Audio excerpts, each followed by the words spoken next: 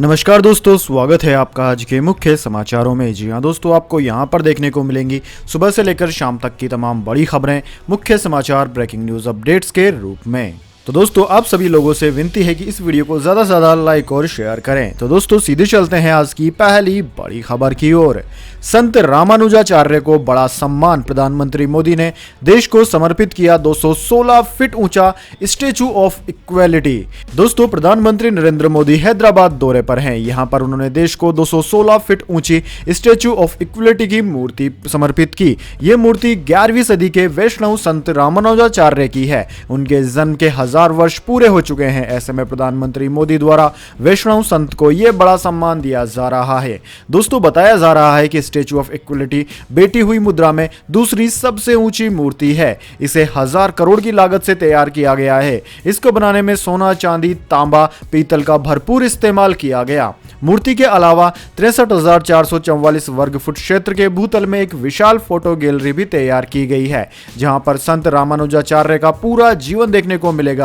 दोस्तों, जानकारी यह भी मिली है कि संत रामानुजाचार्य की मूर्ति के पास में सभी देशों के झंडे लगाए जाएंगे। ऐसा करने के पीछे मंशा यह है कि संत रामानुजाचार्य ने अपने पूरे जीवन में कभी भी जाति, धर्म, रंग के नाम पर कोई भेदभाव नहीं किया था। इसके बाद दोस्तों, अगली बड़ी खबर। यूपी इलेक्शन, भाजपा नेता और पहलवान बबीता फोगट की कार पर हमला। जी हां दोस्तों, उत्तर प्रदेश विधानसभा चुनाव के दौरान भाजपा नेता और पहलवान बबीता फोगट की कार पर हमला होने की खबर सामने आई है। भाजपा नेता ने न्यूज एजेंसी एएनआई से कहा कि यूपी के मेरठ में चुनाव प्रचार के दौरान उनकी कार पर कुछ बदमाशों ने हमला कर दिया। इसके साथ उन्होंने कहा कि मेरी गाड़ी की लाइट तोड़ी गई, काफिले की अन्य गाड़ियों में भी तोड़फोड़ की गई। मामले में हमने एफआईआर दर्ज कराई है। सपा और आरएलडी ने आज साबित कर दिया है कि ये लोग गुंडागर्दी फैलाते हैं। वहीं इस मामले को लेकर पुलिस जांच में जुट गई है।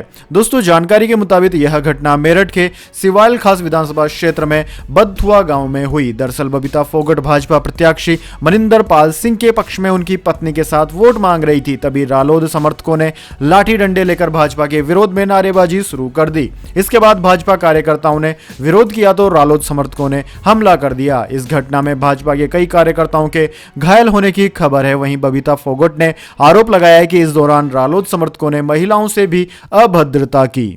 इसके बाद दोस्तों, अगली बड़ी खबर। यूपी इलेक्शन 2022 घोषणा पत्र में राकेश टिकैत ने की बेबाक बात, बोले हम किसी से नहीं डरते, किसानों को बोलना सिखाया। जी हां दोस्तों, पश्चिम यूपी के मतदान में महज 5 दिन बचे हैं। ऐसे में इस रीजन के सियासी गलियारों में माहौल गर्म है। पश्चिमी यूपी में बहुत ज्यादा दारोमदार किसानों पर है। ऐसे में सवाल है कि आखिर किसान आंदोलन का चुनाव में क्या असर होगा। घोषणा पत्र में राकेश टिकैत ने यूपी की राजनीति पर किसान आंदोलन के प्रभाव को लेकर बहुत सी बातें कही। राकेश टिकैत की वैसे तो कोई पार्टी नहीं है, लेकिन इस सियासी समर में वो किसी भी पार्टी का खेल बना और बिगाड़ सकते हैं। दोस्तों, 52 साल के राकेश टिकैत पश्चिम यूपी के जाटलैंड का मुखर चेहरा है, जिसमें पहले चरण में मतदान होना है। राकेश टिकैत भारतीय किसान यूनियन के संस्थापक महेंद्र टिकैत के बेटे हैं। राकेश टिकैत 2 बार चुनाव लड़ चुके हैं, हालांकि उनमें उन्हें हार मिली थी। राकेश टिकैत ने कहा कि जनता को लगता है कि हम ऐसे उम्मीदवार को लेकर आए हैं जो उनकी समस्याओं का समाधान करे। वही सरकार चालबाज है जो जनता को उस मुद्दे पर जाने ही नहीं देना चाहती। वो जाति, धर्म, संप्रदाय के जाल में फंसाने की कोशिश कर देती है। अब की बार जनता सरकार से सवाल कर रही है। जनता ने आवाज उठानी शुरू कर दी है। सरकार जो प्रवचन देती है उस पर न जाएं, अपने मुद्दों पर ही फोकस रखें। राकेश टिकैत ने कहा कि किसे वोट देंगे, हमने वोट देने का मन बना लिया है। किसे देना है? जो खेत में काम करता है वो किसान है, जो गाँव में काम करता है वो मजदूर और किसान है, फैक्ट्री में काम करने वाले मजदूर गाँव का किसान है और देश का निर्माण करने वाला है। हमारा बैकग्राउंड भी गांव से ही ताल्लुक रखता है। इस देश में अगर किसानी की बात नहीं की जाए तो खराब बात होगी। इसके बाद दोस्तों, अगली बड़ी खबर। यूपी इलेक्शन 2022, प्रियंका गांधी ने मुख्यमंत्री योगी आदित्यनाथ पर साधा निशाना। कहा कोई गर्मी निकाल रहा है, कोई चर्बी, हम कह रहे हैं भर्ती निकालो। जी हां दोस्तों, कांग्रेस महासचिव प्रियंका गांधी ने शनिवार को अलीगढ़ में प्रचार के दौरान योगी आदित्यनाथ पर जमकर निशाना साधा। प्रियंका ने योगी के गर्मी निकालने वाले बयान को लेकर कहा कि कोई व्यक्ति गर्मी निकालने की बात कर रहा है, जबकि कांग्रेस बेरोजगारों की भर्ती की बात कर रही है। प्रियंका ने अलीगढ़ में इगलास और खेर विधानसभा क्षेत्रों में पार्टी उम्मीदवारों के समर्थन में प्रचार किया। अलीगढ़ में एक व्यक्ति से बातचीत के दौरान प्रियंका को यह कहते हुए सुना गया कि अब कोई गर्मी निकालने की और कोई चर्बी निकालने की बात कर रहा है, लेकिन हम कांग्रेस भर्ती निकालने की बात कह रहे हैं।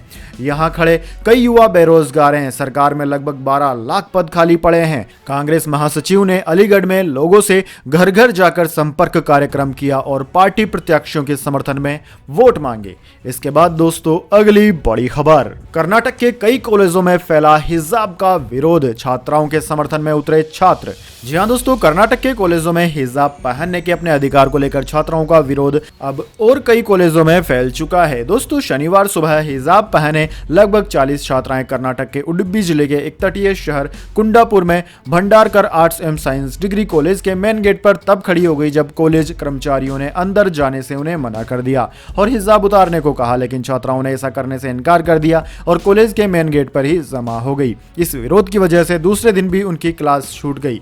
18 से 20 साल के बीच के सभी छात्रों ने यह जानने की मांग की कि प्रशासन ने हिजाब पर प्रतिबंध क्यों लगाया जबकि नियम इसकी अनुमति देते हैं। कॉलेज के निर्देश पुस्तिका के मुताबिक छात्राओं को परिसर के अंदर स्कार्फ पहनने की अनुमति है। हालांकि स्कार्फ का रंग दुपट्टे से मेल खाना चाहिए और किसी भी छात्र को कैंटीन समेत कॉलेज परिसर के अंदर कोई अन्य कपड़ा पहनने की अनुमति नहीं है। प्रिंसिपल नारायण शेट्टी का कहना है कि वह कैंपस में सद्भाव बनाए रखना चाहते हैं। उन्होंने कहा कि मैं एक सरकारी कर्मचारी हूं, मुझे सरकार के सभी निर्देशों का पालन करना होगा। मुझे बताया गया था कि कुछ छात्र भगवा शॉल पहनकर कॉलेज में प्रवेश करेंगे और अगर धर्म के नाम पर सद्भावना भंग होती है तो प्रिंसिपल को जिम्मेदार ठहराया जाएगा। करीब 40 मुस्लिम लड़के भी कॉलेज के बाहर बैठ गए और लड़कियों के समर्थन में विरोध किया। दोस्तों आपकी जानकारी के लिए बता दें, प्रिंसिपल का कहना है कि मामला तब बिगड़ा जब हिजाब के विरोध में लड़कों का एक बड़ा समूह बुधवार को भगवा शॉल पहने कॉलेज में दिखा। सांप्रदायिक तनाव से बचने के लिए कॉलेज प्रशासन ने छात्राओं को हिजाब के बिना कक्षाओं में शामिल होने के लिए कहा। इसके बाद दोस्तों अगली बड़ी खबर, फिर बिगड़ी लता मंगेशकर की तबीयत, परिवार ने साधी चुप्पी, डॉक्टर ने बताया क्रिटिकल। जी हां दोस्तों, भारत की स्वर कोकिला लता मंगेशकर पिछले 27 दिनों से मुंबई के ब्रीच कैंडी हॉस्पिटल में एडमिट है। अस्पताल में लता का लगातार इलाज चल रहा है। दोस्तों खबर है कि लता मंगेशकर की तबीयत फिर से बिगड़ गई है। बताया जा रहा है कि लता मंगेशकर अभी भी आईसीयू में है और डॉक्टर की निगरानी में रहेगी। खबर यह भी है कि राज ठाकरे ब्रीच कैंडी अस्पताल में लता मंगेशकर का हाल लेने के लिए पहुंचे हैं। हालांकि अभी लता मंगेशकर के परिवार या मैनेजर ने इस बात की पुष्टि नहीं की है। दोस्तों आपकी जानकारी के लिए बता दें, लता मंगेशकर के परिवार ने इस बारे में बात करने से मना कर दिया, लेकिन ब्रीच कैंडी अस्पताल के डॉक्टर प्रतीप सामदानी ने बताया कि लता मंगेशकर की हालत खराब हो गई है। प्रतीत ने कहा कि लता क्रिटिकल है, वह अभी वेंटिलेटर पर है। लता अभी आईसीयू में ही है और डॉक्टरों की निगरानी में रहेंगी। डॉक्टर प्रतीत ने यह भी कहा कि लता मंगेशकर को अग्रेसिव थेरेपी दी जा रही है। इस समय वह प्रोसीजर को अच्छे से सहन कर रही है। इसके बाद दोस्तों अगली बड़ी खबर, चुनावी मैदान में उतरेंगे प्रधानमंत्री मोदी, 7 फरवरी की जनसभा के लिए तैयार किया प्लान।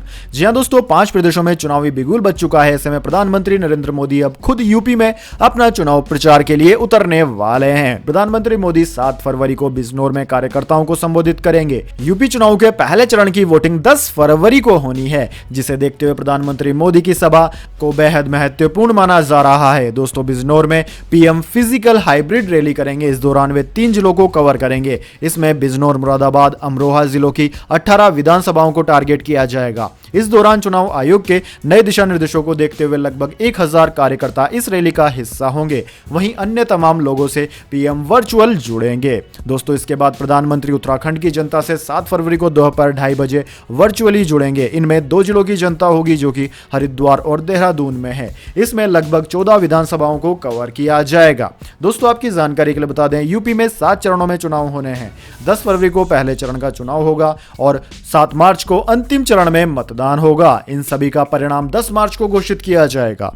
इसके बाद दोस्तों अगली बड़ी खबर, India versus West Indies, Rohit Sharma ने बताया पहले वनडे में कौन करेगा ओपनिंग, प्लेइंग 11 को लेकर दिए संकेत।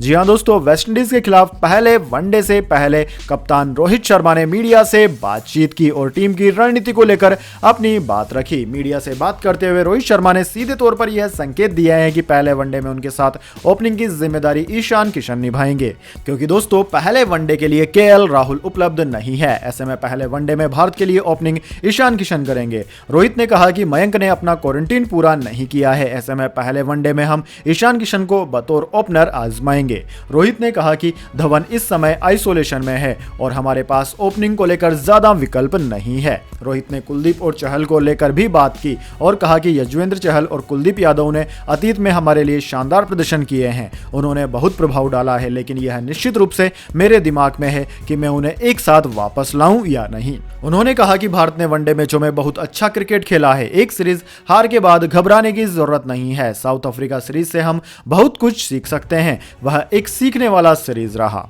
विराट कोहली को लेकर रोहित शर्मा ने कहा कि जब विराट कप्तानी कर रहे थे तो मैं उप कप्तान था, मुझे बस इसे वहीं से ले जाना है जहां से उन्होंने छोड़ा था और हमें बस उसी टेम्पलेट को जारी रखना है, हम अच्छी टीम है। इसके बाद उन्होंने टेस्ट कप्तानी को लेकर भी बोला। उन्होंने कहा कि अभी के लिए टेस्ट कप्तानी को भूल जाइए, मुझे अभी कोई जानकारी नहीं है। जैसा कि मैंने कहा, अभी वेस्टइंडीज और श्रीलंका सीरीज पर ध्यान देना है। दोस्तों, खबरों के सिलसिले को आगे बढ़ाएं, लेकिन उससे पहले मेरी आपसे एक छोटी सी विनती है, अगर दोस्तों आपको हमारी न्यूज पसंद आई तो इसे लाइक जरूर करें और अगर आपको पसंद नहीं आई है तो बेशक आप डिसलाइक भी कर सकते हैं। साथ ही दोस्तों एक कमेंट जरूर करें। इसके अलावा अगर आप पहली बार हमारे YouTube चैनल पर विजिट कर रहे हैं तो हमारे चैनल को सब्सक्राइब करके बेल आइकन जरूर से दबा लें। तो दोस्तों जल्दी से जान लेते हैं अगली बड़ी खबर।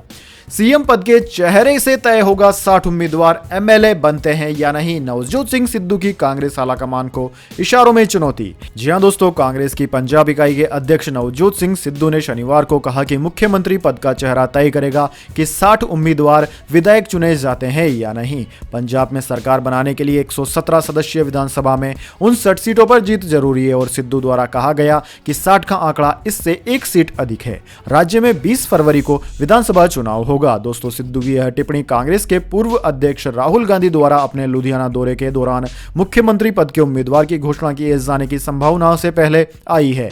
प्रदेश कांग्रेस अध्यक्ष ने हालांकि किसी पार्टी का नाम नहीं लिया। उन्होंने यह भी कहा कि वही व्यक्ति 60 उम्मीदवारों का विधायक के रूप में निर्वाचन सुनिश्चित करा सकता है जिसके पास पंजाब के लिए रोड मैप है और जिस पर लोग विश्वास करते हैं। इसके बाद दोस्तों अगली बड़ी खबर, दिल्ली वेदर अपडेट। वीकेंड पर दिल्ली वालों को कोहरे ने किया परेशान, बढ़ रही है ठिठुरन भी। जी हां दोस्तों, दिल्ली एनसीआर क्षेत्र का मौसम करवट ले चुका है। लोगों को लग रहा था कि सर्द मौसम का अब अलविदा कहने का वक्त है, लेकिन पहाड़ों में एक बार फिर हुई बर्फबारी का असर प्रदेश में देखने को मिला। सर्द हवाओं के साथ घना कोहरा और बढ़ी हुई ठंड ने एक बार फिर दिल्ली वासियों और दिल्ली एनसीआर क्षेत्र को परेशानी में डाल दिया है। दोस्तों, मौसम विभाग की ताजा जानकारी के अनुसार अगले 2 दिन राजधानी के कई हिस्सों में घना कोहरा छाया रहेगा। साथ ही सर्दी की बात करें तो तापमान सामान्य से 2 डिग्री नीचे यानी कि 6.5 डिग्री सेल्सियस दर्ज किया जाएगा। मौसम की जानकारी को लेकर आईएमडी ने ट्वीट कर बताया कि सुबह 8:30 बजे विजिबिलिटी 100 मीटर रही। दोस्तों, दिल्ली के साथ साथ संपूर्ण उत्तर भारत में मौसम तेजी से गिरा है और एक बार फिर ठिठुरन बढ़ने लगी है। इसके बाद दोस्तों अगली बड़ी खबर, क्रिप्टो प्राइस टुडे। बिटकॉइन फिर से $40,000 के पार, ईथर 11% हुआ मजबूत। जी हां दोस्तों, क्रिप्टो करेंसी मार्केट में उतार चढ़ाव के बीच बिटकॉइन ने फिर से रफ्तार पकड़ी है। शनिवार को एक बिटकॉइन की कीमत $40,000 पार कर गई। आज शाम 4 बजे तक एक बिटकॉइन की प्राइस $41,635 के आसपास ट्रेड कर रही थी। दोस्तों, मार्केट वैल्यू के लिहाज से दुनिया की सबसे बड़ी क्रिप्टो करेंसी में 10% से ज्यादा की मजबूती देखी गई है। यह 15 अक्टूबर के बाद सबसे बड़ा उछाल है। यह 2 सप्ताह से ज्यादा समय से $40,000 के नीचे बनी हुई थी। वहीं दोस्तों, ईथर में 11% की मजबूती दर्ज की गई। सोलान ब्लॉकचेन की नेटिव करेंसी में लगभग 10% की मजबूती रही, जिसमें हाल ही में वार्महोल प्रोजेक्ट हैक के चलते भारी गिरावट आई थी। इसके बाद दोस्तों अगली बड़ी खबर, गोल्ड सिल्वर प्राइस टुडे। सोना हुआ महंगा, चांदी हुई सस्ती। जानिए पूरे हफ्ते क्या रहा सर्राफा बाजार का हाल। जी हां दोस्तों, भारतीय सर्राफा बाजार में सोने की साप्ताहिक कीमतों में तेजी देखने को मिली है, जबकि चांदी की कीमतों में मामूली गिरावट रही। इस कारोबारी हफ्ते में सोने के भाव में 440 रुपए प्रति 10 ग्राम की तेजी रही, जबकि चांदी के भाव में 147 रुपए प्रति किलोग्राम की मामूली गिरावट देखी गई। India Boolean and jewellers association यानी कि IBJA की वेबसाइट के मुताबिक इस बिजनेस वीक यानी कि 31 जनवरी से 4 फरवरी के बीच की शुरुआत में 24 कैरेट सोने का रेट 47,834 था, जो शुक्रवार तक बढ़कर 48,273 रुपए प्रति 10 ग्राम हो गया। वहीं 999 शुद्धता वाली चांदी की कीमत 61,074 से घटकर 60,927 रुपए प्रति किलोग्राम पर आ गई है। इसके बाद दोस्तों अगली बड़ी खबर, रेड लाइट क्रॉस की तो फटाफट चेक कर लें ई चालान स्टेटस, नहीं तो सीज हो सकता है आपका व्हीकल। जी हां दोस्तों, रोड पर बाइक या कार चलाते वक्त ट्रैफिक नियम टूटने पर आपके व्हीकल आपका चालान कट जाता है। कई बार इसकी जानकारी आपको नहीं होती है, तो कई बार ई चालान कट जाने के बाद भी पता आपको नहीं चल पाता है। दोस्तों इस वजह से कई बार आपकी गाड़ी की सीज होने की नौबत तक आ जाती है। अक्सर दोस्तों चालान कटने की सूचना हमें बाइक रजिस्ट्रेशन के साथ रजिस्टर्ड नंबर पर एसएमएस से मिल जाती है। कई बार नंबर बदलने, नंबर बंद होने या तकनीकी कारणों से यह मैसेज नहीं आता। ऐसे में आप कुछ आसान टिप्स फॉलो कर ई चालान स्टेटस का पता कर सकते हैं। दोस्तों इसके लिए आपको सबसे पहले ई चालान .परिवहन.gov.in वेबसाइट पर जाना होगा। अब दोस्तों वेबसाइट पर मौजूद चेक चालान स्टेटस के ऑप्शन पर क्लिक करना होगा। आपको स्क्रीन पर चालान नंबर, वाहन नंबर और ड्राइविंग लाइसेंस के ऑप्शन दिखाई देंगे। यहां पर आपको वाहन नंबर वाले ऑप्शन पर क्लिक करना होगा। अब आपको यहां अपने वाहन का रजिस्ट्रेशन नंबर दर्ज करना होगा। इसके बाद आपको कैप्चा कोड भरना होगा। डिटेल्स ऑप्शन पे क्लिक करने के बाद फिर आपको पता चल जाएगा कि आपका चालान कटा है या नहीं। अगर आपका चालान कट गया है, रेड लाइट क्रॉस करने का, अधिक स्पीड का, हेलमेट नहीं पहनने का, किसी भी चीज का, तो आप पेटीएम के माध्यम से ऑनलाइन भी इसका चालान पे कर सकते हैं। इसके बाद दोस्तों अगली बड़ी खबर, डिजिटल रुपया इसी साल जारी करेगा आरबीआई, लीगल टेंडर होगा, मिलेंगे कई फायदे। जी हां दोस्तों, भारतीय रिजर्व बैंक के डिजिटल करेंसी की खूब चर्चा हो रही है। जब से आम बजट में इसकी घोषणा वित्त मंत्री निर्मला सीतारमण ने की है, लोगों के मन में इस करेंसी को लेकर तरह तरह के सवाल उठ रहे हैं। आरबीआई की डिजिटल करेंसी कैसी होगी, इसका ट्रांजैक्शन किस तरह होगा, ऐसे कई सवाल हैं। यह सामान्य करेंसी की तरह ये डिजिटल फॉर्म में जारी लीगल टेंडर होगा, यानी कि आप इसे खरीद फरोख्त भी कर सकेंगे। दोस्तों इस पर सरकार का कंट्रोल होगा। यह इलेक्ट्रॉनिक रूप में आपके अकाउंट में दिखाई भी देगा।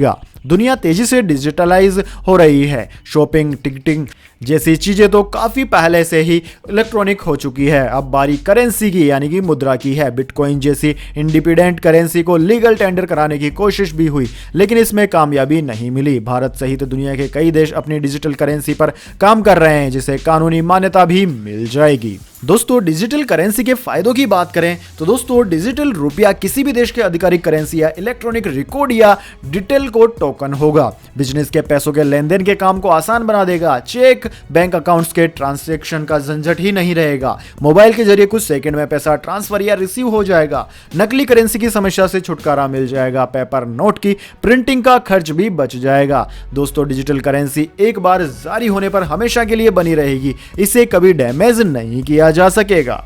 इसके बाद दोस्तों अगली बड़ी खबर, उद्धव ठाकरे के इस फैसले से खपा हुए अन्ना हजारे, चिट्ठी लिखकर अनिश्चितकालीन हड़ताल की दी धमकी। जी हां दोस्तों, सुपरमार्केट में शराब की बिक्री की अनुमति देने के महाराष्ट्र सरकार की उद्धव सरकार के फैसले की काफी आलोचना हो रही है। इसी बीच सामाजिक कार्यकर्ता अन्ना हजारे ने महाराष्ट्र के सीएम उद्धव ठाकरे को राज्य सरकार के सुपरमार्केट और वॉक इन शॉप्स में शराब की बिक्री की इजाजत देने के फैसले के खिलाफ पत्र लिखा है। पत्र में हजारे ने राज्य सरकार को फैसले के खिलाफ अनिश्चितकालीन हड़ताल पर जाने की चेतावनी भी दे दी। इससे पहले भी अन्ना हजारे ने सुपरमार्केट में शराब बेचने के सरकार के फैसले का कड़ा विरोध जताते हुए इसे दुर्भाग्यपूर्ण कहा था। अन्ना हजारे ने कहा था कि सुपरमार्केट में शराब की अनुमति देने का सरकार का फैसला दुर्भाग्यपूर्ण है। नशा मुक्ति की दिशा में काम करना सरकार का कर्तव्य है, लेकिन मुझे यह देखकर दुख होता है कि यह वित्तीय लाभ के लिए निर्णय लिया जा रहा है, जिसके परिणाम स्वरूप शराब की लत लग जाएगी।